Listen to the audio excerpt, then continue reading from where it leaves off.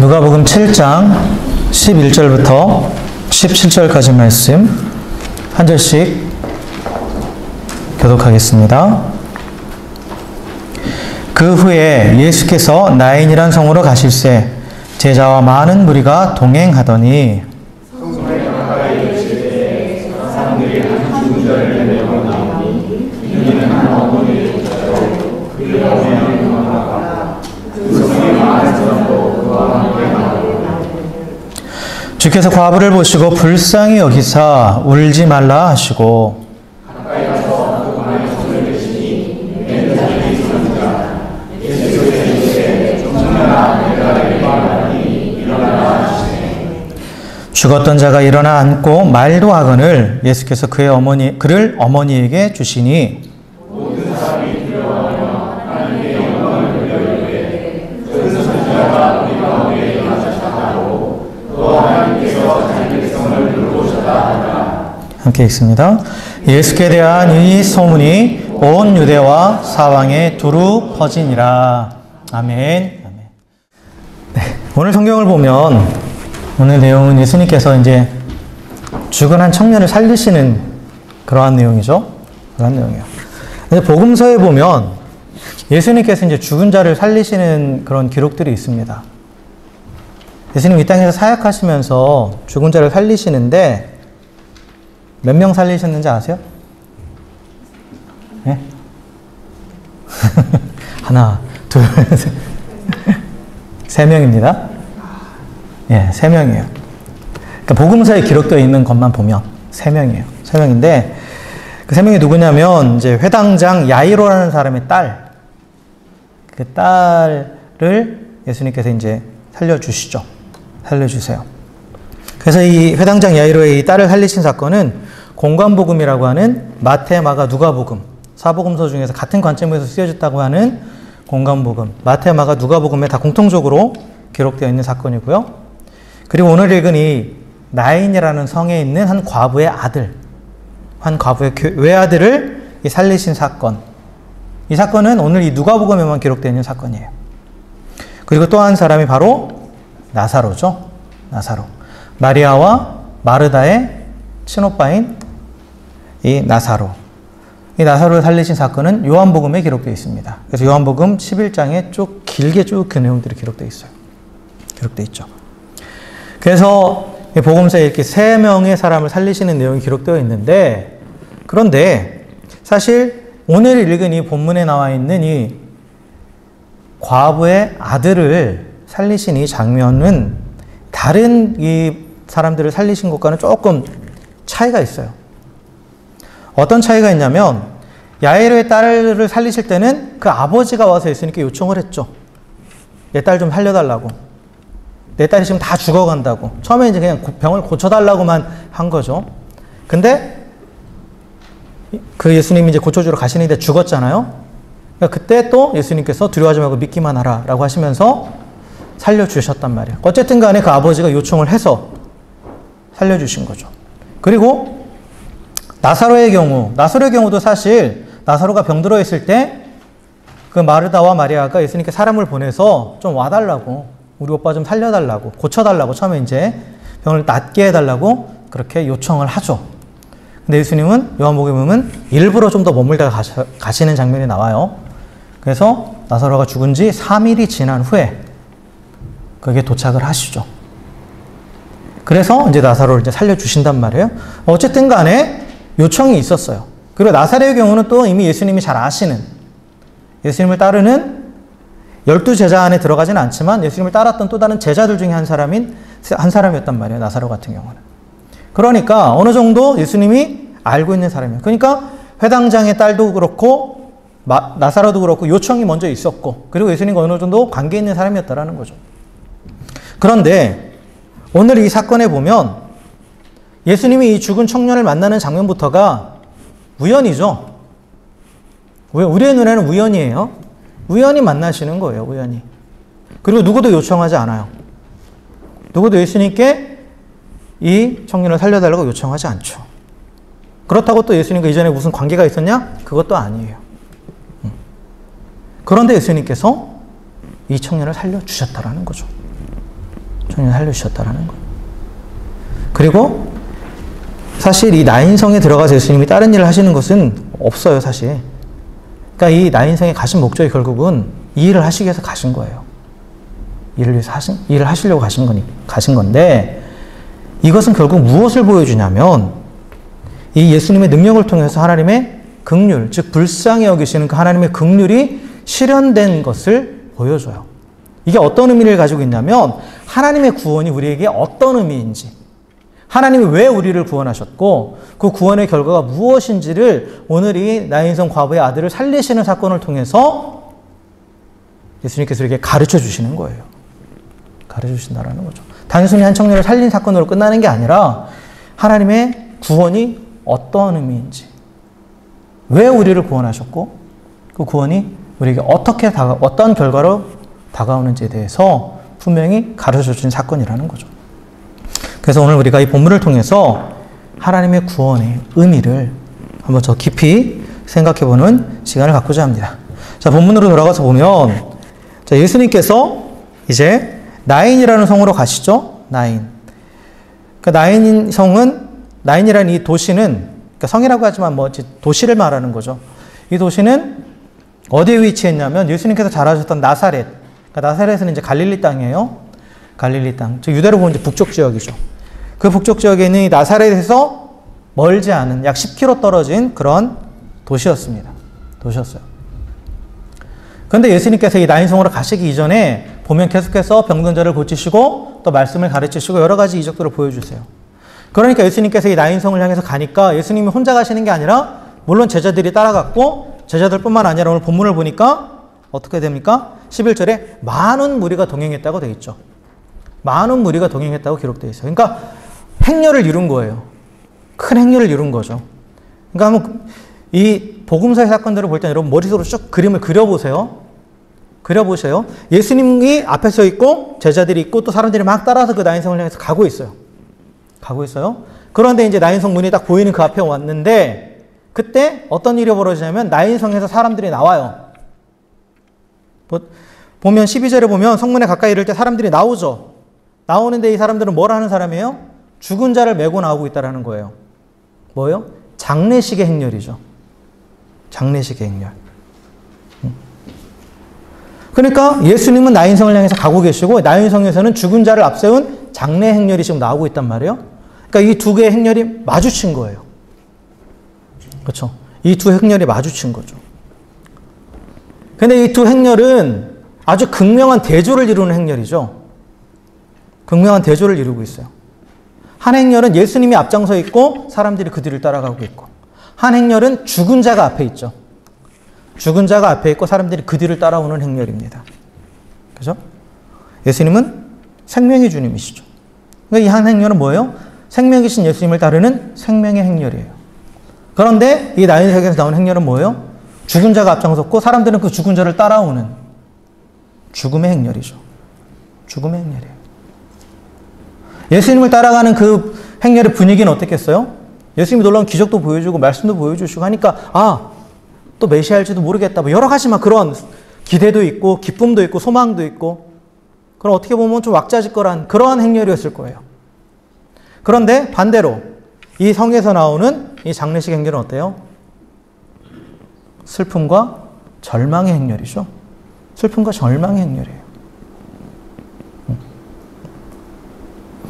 기쁨의 행렬과 슬픔의 행렬이 만났을 때 누가 이겨요? 일반적으로는 슬픔 행렬이 이깁니다. 그죠? 피해줘야 되는 거죠. 아무리 기뻐도 예의상. 그죠? 그들의 슬픔에 동참을 해줘야 되는 게 맞는 거죠. 그게 인지상정이에요. 그죠? 그런데 오늘 본문의 사건을 보면 이 두 행렬이 만났는데 그 결과는 슬픔의 행렬이 남는 게 아니라 뭐가 남아요? 기쁨의 행렬이 남아요. 왜 그렇게 되는가? 이것을 우리가 한번 쭉 살펴보겠습니다. 자, 오늘 12절에 보면 이 행렬이 어떤 행렬인지에 대해서 이제 소개를 해줍니다. 그래서 이 죽은 자가 어떤 사람입니까? 청년이에요, 청년.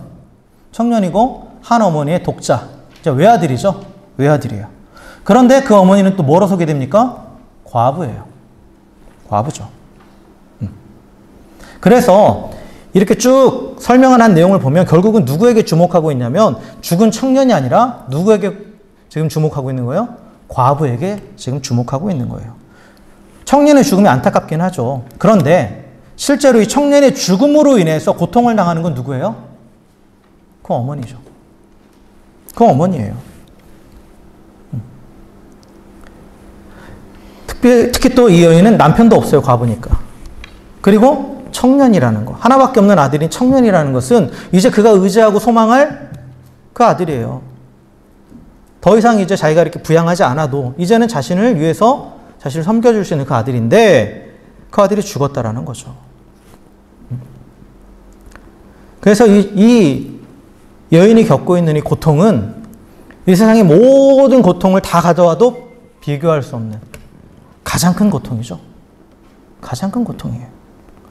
성경은 인생에서 가장 큰 고통, 가장 큰 슬픔을 겪는 사람을 뭐로 표현하냐면 독자, 즉 외아들을 잃은 여자로 표현합니다. 실제로. 그래서 예레미야 6장 26절에 독자를 이름같이 슬퍼하며 통곡할지어다 라고 말해요. 이게 가장 큰 슬픔이라는 거예요. 꼭 성경만이 아니더라도 우리 상식적으로 다 그렇죠. 그죠? 자식은 부모가 죽으면 어디에 묻어요? 땅에 묻죠. 근데 부모는 자식이 죽으면 어디에 묻는다고 그래요? 가슴에 묻죠. 가슴에 묻어요. 평생 잊어버리지 않고 평생 그게 아픔이고 고통이라는 거죠. 그렇기 때문에 그런 말이 나와요. 그러니까 자식을 잃은 어미의 고통은 세상에 누구와도 비교할 수 없는 고통이라는 거죠. 게다가 이 여인은 어떤 여인이에요? 남편도 없어요. 그러니까 가장 큰 슬픔, 가장 큰 고통을 겪고 있을 뿐만 아니라 더 이상 의지할 곳도 없는 거예요. 아무런 소망도 없는 거죠.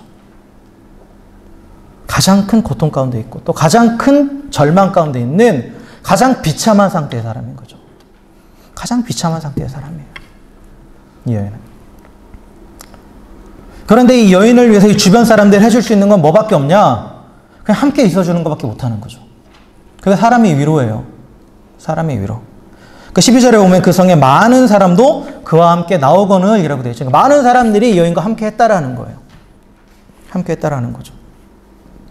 그러니까 사람이 할 수 있는 최선의 위로는 뭐예요? 그저 함께 하는 것 뿐이에요. 뭘 함께 있어주는 것도 참 귀한 건데, 근데 문제는 뭐냐면 함께 해주면 위로는 되지만 그가 겪고 있는 슬픔과 고통을 어떻게 해결해 주지는 못하는 거죠. 그걸 근본적으로 해결해 주지는 못하는 거예요. 그저 그냥 슬픔에 동참해 주는 것 뿐이죠. 동참해 주는 것 뿐이에요. 그래서 모두가 지금 다 슬픔에 쌓여 있는 이 장례 행렬 앞에 딱 예수님께서 다가서신 거예요. 예수님께서.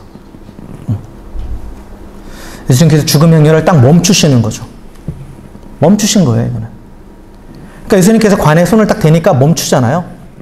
죽음의 행렬이 멈춰 섰어요. 그러니까 예수님께서 오늘 여기 보니까 13절에 그 과부를 보시고 어떻게 하셨대요? 불쌍히 여기셨대요. 불쌍히 여기셨대요. 그리고 그녀에게 말씀하시죠. 울지 말아라 라고 말씀하세요. 위로의 말씀이죠. 위로의 말씀이에요. 그런데 예수님의 위로는 이렇게 말로만 끝나지 않아요. 말로만 끝나지 않죠. 그 다음에 예수님이 어떻게 하십니까? 관에 손을 대셨다라고 되어 있죠.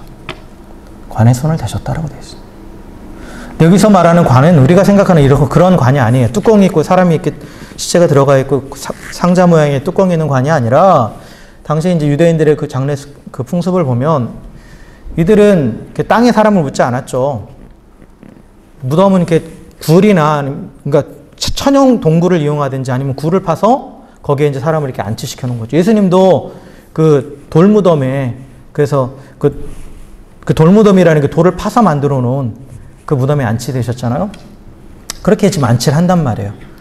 그러기 위해서 먼저 뭘 하냐면 우리도 마찬가지지만 그 사람이 죽으면 이제 염이라는 걸 하잖아요. 시체를 닦고 그 다음에 이렇게 방부 처리하고 그리고 이렇게 붕대로 싹 싸매죠. 그렇죠? 싸매요. 그럼 그 시신을 이제 이 무덤까지 옮기는 거예요. 이제 옮기는데 여기서 말하는 관이라는 건 뭐냐면 그냥 두꺼운 널판지예요. 들것이에요, 들것. 그래서 시체는 그대로 나와 있는 거죠, 시신은. 그대로 보이는 거예요. 그래서 관에 손을 대셨다라는 말은 결국은 시신을 만지셨다는 말이에요. 시신을 만지셨다라는 거죠. 그런데 당시 유대인들이 지켰던 율법에 의하면, 구약의 율법에 의하면 시신을 만진 자는 그 즉시 부정하게 돼요. 부정하게 됩니다. 왜냐하면 죽음은 죄의 결과이고 죄는 부정한 것이기 때문에 그렇죠. 그래서 나시린에게, 구약 성경의 나시린 제도에 보면 나시린은 절대 부모가 죽어도 시신을 만지면 안 돼요. 나시린 서약을 한 기간 동안은 내가 하나님 앞에 거룩하게 드려졌기 때문에, 부정해지기 때문에. 그래서 이 율법의 법칙은 뭐냐면 부정한 것을 만지면 그 만진 자도 부정해진다예요. 그러니까 더러운 것을 만진 자는 똑같이 오염돼서 더럽게 된다. 죄를 만진 자는, 죄의 결과를 만진 자는 그 죄에 의해서 오염된다가 율법의 법칙이에요. 그러니까 율법은 철저하게 분리시키는 거예요.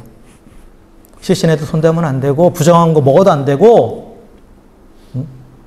그렇게 하면서 철저하게 분리시켜요. 철저하게 분리시킵니다. 그러니까 함부로 시신을 만지면 안 되는 거예요. 그런데 예수님은 전혀 개의치 않으시고 어떻게 하십니까? 죽은 청년에게 손을 딱 대셨다라는 거예요. 손을 대셨어요. 그리고 이렇게 말씀하십니다. 청년아, 내가 네게 말하노니 일어나라. 그러니까 무슨 일이 벌어집니까? 성경 기록대로 보니까 죽었던 자가 일어나 앉고 말도 하거늘 이라고 되어 있죠. 죽었던 자가 벌떡 일어나서 앉았다라는 거예요. 그러니까 죽었던 자라는 말은 완전히 진짜 완전히 죽은 거죠. 모든 또 장례 절차 다 끝나서 이제 무덤으로 옮기는 상황이니까. 완전하게 죽어있던 그 자가 일어났다라는 거예요. 그리고 말을 했다라는 건 뭐예요? 완전히 살아났다라는 거죠. 완전히 살아났다라는 거예요. 그리고 이 살아난 아들을 예수님께서 어머니에게 돌려주시죠. 돌려주십니다. 율법의 법칙에 의하면 예수님이 시신을 만지면 예수님도 부정해져야 돼요. 그런데 그렇지 않고 예수님이 시신을 만지지만 부정해지지 않고 오히려 예수님으로 인해서 죽음이 물러가고 죽은 자가 살아났습니다. 즉 거룩하신 예수님의 생명이 부정한 죄의 결과로 인해 죽은 자에게 흘러가니까 생명이 사망을 이긴 거예요. 그래서 죽은 자가 살아났다라는 거죠. 그러니까 모든 부정한 것이 사라지고 정결하게 된 거예요. 정결하게 된 거죠. 깨끗해진 거예요. 살아났다라는 건 깨끗해졌다라는 거죠. 이게 율법의 법칙을 뛰어넘는 은혜의 법칙이에요. 은혜의 법칙. 은혜의 법칙은 정결한 것을 만지면, 또 정결한 분이 나를 만져주시면 깨끗해진다예요. 정결해진다라는 거죠. 그러니까 예수님은 누구든지 당신에게 다가오는 자를 내가 거룩해야 되니까 너희들 나한테 가까이 오면 안 돼, 이러지 않으셨죠. 그러나 당시 유대인들, 종교 지도자들, 종교인들은 내가 거룩함을 유지해야 되니까 너희들은 나한테 가까이 오면 안 돼! 라고 물리쳤죠. 그게 율법이라고 그랬어요. 근데 예수님은 뭐예요? 다 오라고 나한테. 다 오라고 하셨죠. 이게 은혜죠. 은혜의 법칙이에요. 그래서 예수님께 나아가는 자마다 그 대표적인 예가 이제 문둥병자예요. 문둥병자는 절대 사람들 앞에 나가면 안 됩니다. 잘못하면 돌 맞아 죽어요. 하나님의 저주로 인해서 그 문둥병이라는 그런 병에 걸렸으니까 너는 정말 부정한 자다 하면서 스스로도 내가 부정한 자다라고 외쳐야 되는 사람이란 말이에요. 얼마나 비참해요. 그러니까 나한테 가까이 오지 말라고. 나한테 가까이 오면 너희들도 우리 흔히 하는 말 부정 탄다고. 너희도 부정 탄다고. 그래야 되는 사람인데 그가 예수님께 나왔어요. 그리고 예수님이 어떻게 합니까? 그를 만져주셨죠. 손을 대셨어요. 그러니까 어떻게 됩니까? 부정함이 예수님께 옮겨갔어요? 아니죠. 예수님의 거룩함, 예수님의 정결함으로 그 부정했던 문둥병이 사라져버린 거예요. 사라져버린 거죠. 또한 혈루병을 앓았던 여인. 그러니까 계속해서 하혈하는 여인이에요. 여인이 피를 흘리는 동안은 율법에 의하면 부정한 거예요. 그러니까 그 여인도 사람들을 만지면 안 돼요. 사람들 앞에 나와도 안 돼요. 그런데 이 여인이 용기를 내서 예수님의 옷자락을 만지니까 어떻게 됐습니까? 그 피의 근원이 말랐다. 그 부정하게 했던 것이 사라져버린 거예요. 정결해진 거죠. 깨끗해진 거죠. 그러니까 예수님을 만지는 자, 또 예수님이 만져주시는 자는 나의 더러움이 예수님께 영향을 미치는 게 아니라 예수님의 거룩함으로 인해서 깨끗해진다는 거죠. 깨끗해진다는 거예요. 오늘 본문처럼 예수님께서 위로해 주시고 만져주시니까 죽음이 생명으로 바뀐 거예요. 그래서 장례식이 무슨 날이 된 거예요, 이제? 다시 태어난 생일이 돼버린 거죠. 생일이 돼버린 거예요.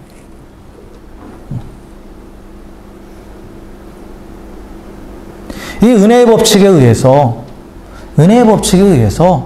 예수님의 의가 우리 가운데 넘어오는 거예요. 예수님의 거룩하심, 예수님의 이게 구원의 원리입니다. 그렇죠? 내가 의로워서가 아니고 나는 여전히 더럽지만 예수님의 의로우심이 나에게 넘어왔기 때문에 그게 이제 전가됐다, 트랜스퍼, 넘어왔다라는. 그래서 내가 깨끗해지는 거죠. 그리고 또 여기서 알 수 있는 건 아까 인간의 위로는 최선이 뭐예요? 그냥 같이 있어주는 거예요.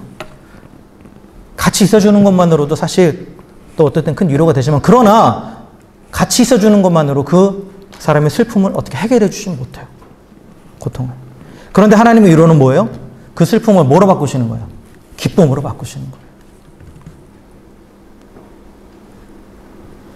절망을 소망으로 바꿔주시는 거죠. 그러니까 하나님의 위로는 완전한 위로예요. 완전한 위로죠.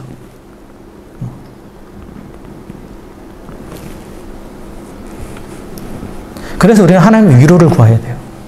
어떤 문제 앞에서 사람의 위로를 구하려고 하는 것이 아니라. 물론 우리는 위로하는 자가 돼야 돼요. 성경은 우리한테 위로하는 자가 되라고 그랬어요. 그러나 우리가 전해야 될 위로는 뭐냐? 하나님의 위로를 전하는 거예요. 하나님의 위로. 내가 뭔가를 이 사람을 위해서 해주는 게 아니라 해줄 수도 없어요, 사실. 위로한다고. 욥의 친구들 보세요. 자기 친구를 위해서 위로해준다고 하는 말들이 뭐예요? 오히려 그를 비난하고 정죄하고 더 마음을 아프게 하는 그런 말들이었죠.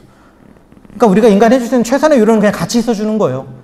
우리는 그것까지만 하는 거. 그 다음에 하나님의 위로를 전하는 거죠. 하나님의 위로. 하나님이 너를 회복시켜 주실 것이다.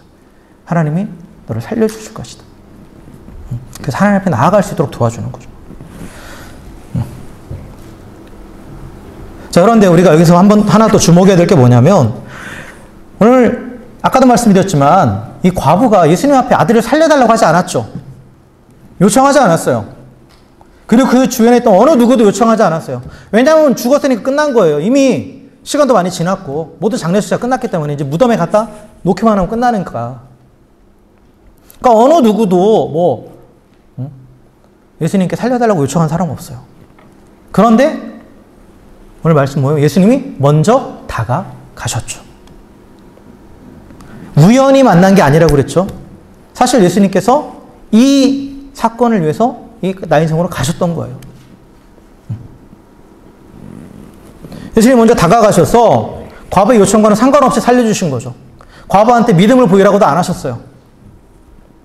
그죠? 믿음을 보이라고 하지 않으셨어요. 왜 그러셨을까요? 왜 그러셨을까요? 그 이유가 바로 13절에 있습니다. 주께서 과부를 보시고 불쌍히 여기사예요. 예수님께서 그 여인을 불쌍하게 여기셨기 때문이라는 거죠. 불쌍하게 여기셨기 때문에. 그래서 그 어떤 조건도 없이 예수님께서 여인을 불쌍하게 여기셔서 그 아들을 다시 살려주신 거예요. 살려주신 거죠. 예수님은 죄의 결과인 죽음으로 인해서 슬픔과 절망 가운데 빠져있고 아무것도 할 수 없고 아무것도 의지할 수 없는 이 과부의 모습을 보시고 불쌍히 여기셨다라는 거예요. 불쌍히 여기셨다라는 거죠. 불쌍히 여겼다라는 말 안에는 공감했다라는 표현이 들어가 있고 그와 같은 자리에 서 있다라는 거예요. 그 고통을 같이 느끼셨다라는 거예요. 그래서 그녀에게 먼저 다가가셔서 위로하시고 죽음에서 그녀의 아들을 일으키셔서 그녀의 슬픔을 기쁨으로 바꾸시고 절망을 소망으로 바꿔 주셨습니다. 이 불쌍히 여기셨다는 이 말을 한마디로 표현하면 긍휼이에요. 긍휼. 컴패션.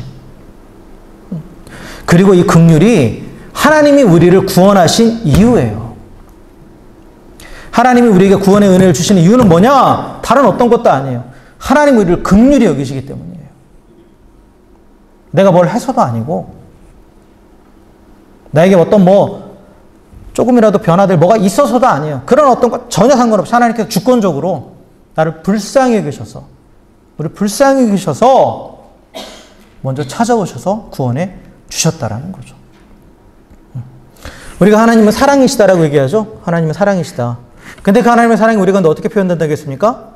두 가지로 표현된다고 그랬어요. 하나님의 은혜와 자비로 표현된다고 그랬죠. 은혜와 자비. 그런데 하나님께서 이 자비로 하나님의 사랑 우리 가운데 표현하시는데 이때 함께하는 그 감정이 있어요. 이 자비와 함께 가는 감정이 바로 불쌍히 여기는 거예요. 긍휼이에요. 긍휼. 긍휼. 하나님이 우리를 긍휼히 여기신다라는 거. 뭐를 긍휼히 여기시느냐? 우리 하나님이 사랑이시다라고 하고 또 하나의 중요한 하나님의 성품 하나님은 공의의 하나님이죠. 하나님의 공의는 뭐로 표현되냐면 심판으로 표현돼요. 심판에 따르는 하나님의 감정은 뭐냐? 진노예요. 진노. 그래서 죄인은 하나님의 진노와 심판 아래 있을 수밖에 없어요. 하나님은 공의의 하나님이시기 때문에. 그런데 하나님은 그런 인간을 어떻게 하신다고요? 불쌍히 여기신다고요. 불쌍히 여기신다라는 거죠. 이사야 54장 8절에 보면 참 우리에게 은혜가 되는 말씀이 있습니다. 이게 뭐냐면 내가 넘치는 진노로 내 얼굴을 내게서 잠시 가렸으나 영원한 자비로 너를 긍휼히 여기리라. 하나님의 진노와 그 진노로 인한 심판은 잠시라는 거예요. 그런데 하나님의 긍휼, 하나님의 자비는 어떻다고요? 영원하시다고요. 영원하시다. 그러니까 하나님께서 이 죄인들을 불쌍히 여기셔서 그 영원한 긍휼과 또 그 영원한 자비로 인해서 잠깐의 진노와 심판을 멈춰주셨다라는 거죠. 멈춰주셨다라는 거예요. 그리고 이제 은혜를 베푸셔서 자격 없는 자에게 은혜를 베푸셔서 구원이라는 선물을 주신 거예요.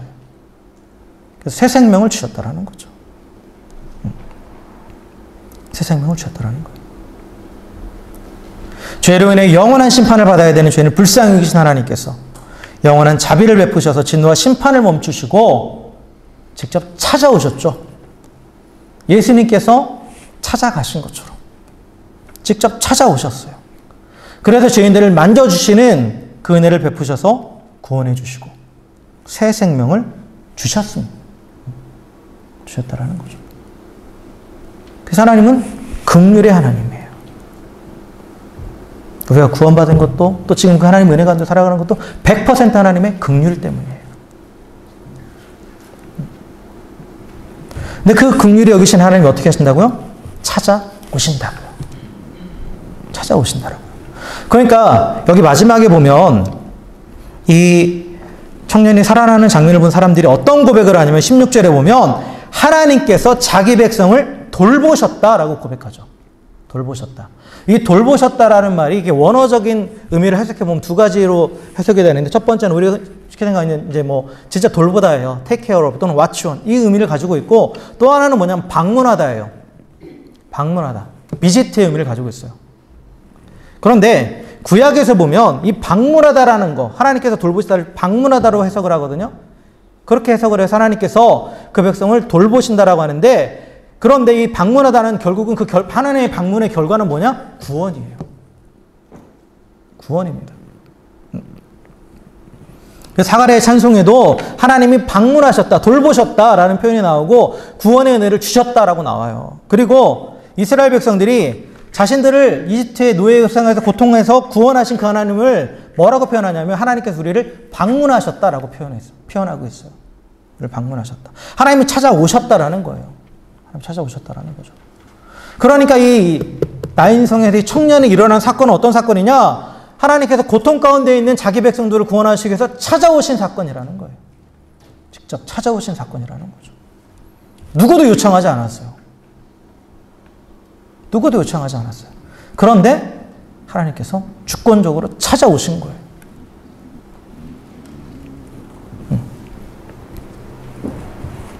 이처럼 죄와 사망의 권세 아래서 고통당하는 우리를 불쌍히 여기셔서 주님께서 우리를 돌보셨습니다.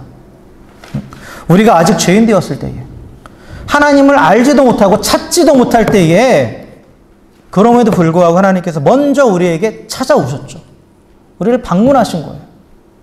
그리고 우리와 함께 거하셨습니다. 그래서 우리의 모든 고통과 슬픔을 함께 하시고 그리고 십자가에서 그 모든 고통과 슬픔의 근본 원인은 죄를 다 담당하셨죠. 죄를 다 담당하셨어요. 그래서 주님께서 그 피 묻은 손으로를 만져주셨기 때문에 우리는 깨끗해졌고 그 은혜로 구원 받았습니다.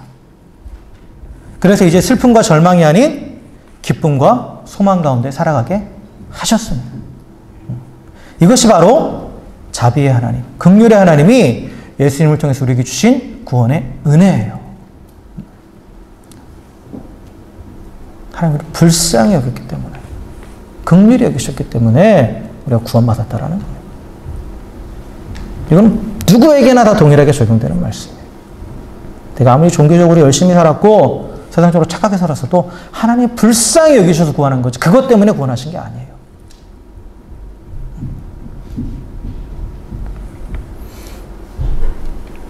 말씀을 정리합니다. 오늘 이 나인성 앞에서 예수님을 따르는 행렬과 죽음을 따르는 행렬이 만났습니다. 근데 그 결과는 예수님의 행렬이 이 죽음의 행렬을 사라지게 했죠.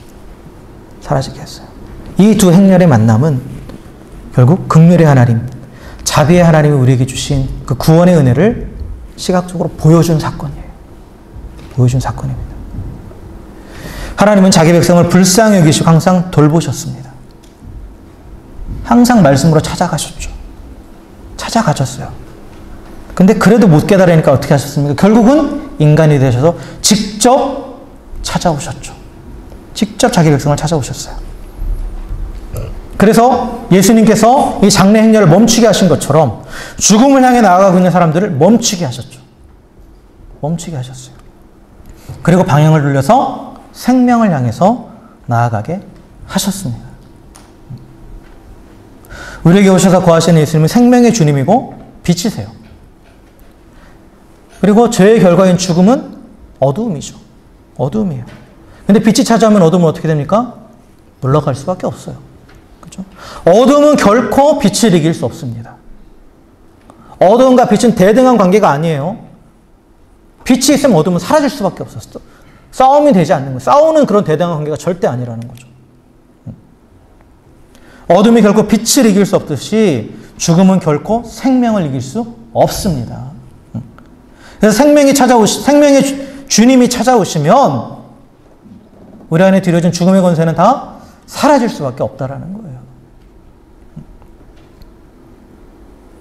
오늘 죽음의 행렬에 생명이 되신 예수님께서 방문하셨습니다. 그러니까 그 가운데 있던 죽음이 떠나가고 생명이 임했죠. 구원의 은혜가 임했어요. 그리고 그 죽음의 행렬이 이제 뭐가 된 거예요? 생명의 행렬에 편입된 거예요. 사라져버린 거죠. 그래서 슬픔이 변해서 기쁨이 되고 그 생명과 기쁨의 행렬에 편입되어서 결국 함께 그 성안으로 들어갔죠. 그 성안으로 들어가서 그 성 가운데 큰 구원의 기쁨이 임하게 되었어요. 임하게 되었어요. 지금도 자비의 하나님은 슬픔과 절망 가운데 있는 자기 백성들을 불쌍히 여기십니다. 그리고 자기 백성들의 작은 신음소리까지도 다 듣고 계십니다. 그리고 찾아오십니다. 슬픔 가운데 있는 자들에게 찾아오셔서 그 눈물을 닦아주시고 절망 가운데 있는 자들에게 찾아오셔서 그의 손을 잡아주십니다. 그리고 모든 슬픔을 기쁨으로, 모든 절망을 소망으로 바꾸어 주십니다. 그리고 그 기쁨과 소망이 나한테만 머물러 있는 것이 아닌 계속해서 흘러넘쳐서 주변에까지 확장될 수 있도록 계속해서 우리가 은혜를 부어 주십니다. 혹시 지금 내 처해 있는 상황이 너무 괴롭고 낙심돼서 기도조차 나오지 않는 분 계십니까? 눈을 들어서 나를 찾아오시는 그 자비하신 주님을 바라보십시오. 주님이 찾아오시지 못할 곳은 없습니다. 내가 바다 끝에 가서 거할지라도 시편 기자는 말하죠. 주님이 거기 계시다. 내가 어디에 가 있든지 주님은 나와 함께 하신다. 그 주님이 나와 함께 하셔서 나를 만져주시며 그 주님의 손길을 내가 또한 만지면 그 안에서 놀라운 주의 은혜가 임하게 됩니다. 주님의 따뜻한 손길을 느끼면서 그 안에 거하십시오. 전능하신 주님께서는 모든 상황을 역전시키셔서 결국은 선을 이루십니다. 그래서 날마다 우리의 삶 가운데 구원의 은혜를 베풀어 주시는 거예요. 날마다 구원하시는 거예요, 우리를. 날마다 구원하십니다. 그래서 우리의 기쁨이, 우리의 슬픔이 기쁨이 되고 절망이 소망이 되게 하십니다. 그리고 그 기쁨과 소망을 나눌 수 있도록 풍성하게 넘치게 하시는 그 하나님을 신뢰하시길 주 이름으로 축원합니다. 나를 찾아오셔서 내 안에 거하시고 그리고 항상 나를 돌보시는 그 주님만을 바라보시면서 날마다 구원의 기쁨과 소망 가운데 살아가시는, 그리고 또한 구원과 기쁨을 주신, 구원의 기쁨과 소망을 주신 그 주님을 또한 전할 수 있는 우리 모두가 되기를 주 이름으로 간절히 축원합니다. 할렐루야.